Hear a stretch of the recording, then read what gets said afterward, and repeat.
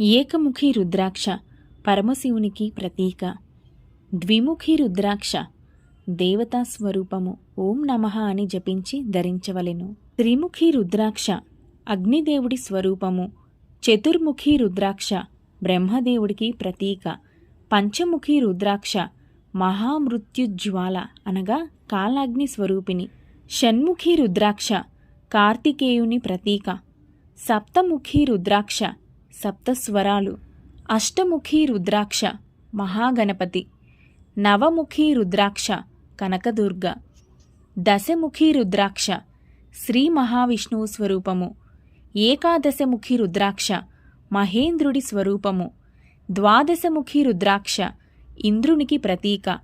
చతుర్దశముఖి రుద్రాక్ష చిరంజీవి హనుమకి ప్రతిరూపము. ఇలా 22 ముఖాల రుద్రాక్షలు దొరుకుతాయని అంటారు.